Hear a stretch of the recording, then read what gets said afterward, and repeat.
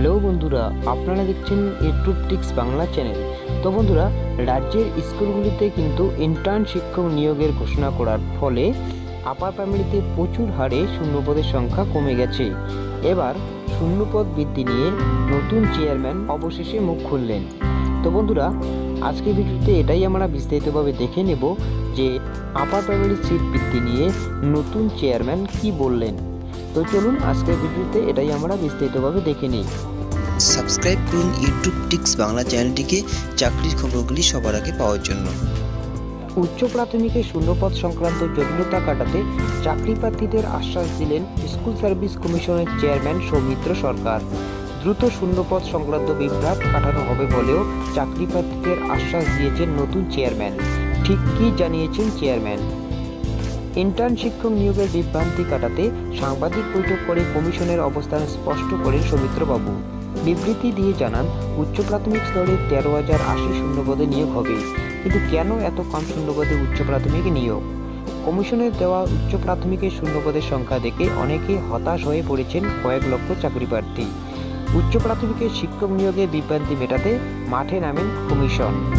চাকরি প্রার্থীদের আশ্বস্ত করে প্যানেল প্রকাশের আগে সমস্ত ঘোষিত শূন্যপদ আপডেট হবে বলে কমিশনের তরফে জানানো হয়েছে। 2014 পরে যে শূন্যপদগুলি অনুমোদন পেয়েছে তা সম্ভবত বিকাশ ভবন থেকে কমিশনে পাঠানো হয়নি, ফলে আগের শূন্যপদের ভিত্তিতে আপাতত সূচি প্রকাশ করা হয়েছে।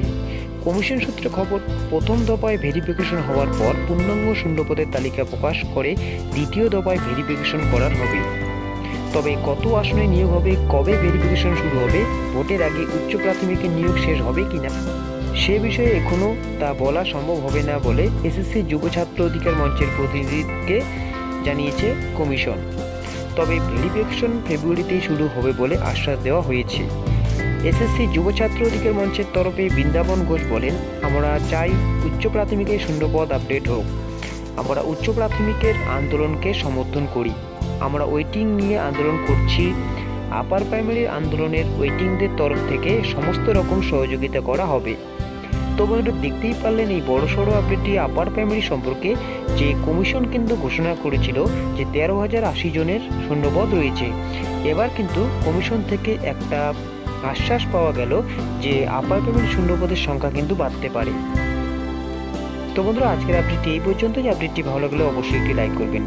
তার সঙ্গে এই চ্যানেলের নতুন নতুন ভিডিও পাওয়ার জন্য অবশ্যই চ্যানেলটিকে সাবস্ক্রাইব করবেন এবং শেয়ার করবেন। তো আজকের মতো এই পর্যন্তই, দেখা হচ্ছে পরে একটা ভিডিওতে। ততক্ষণের জন্য ভালো থাকবেন, সুস্থ থাকবেন।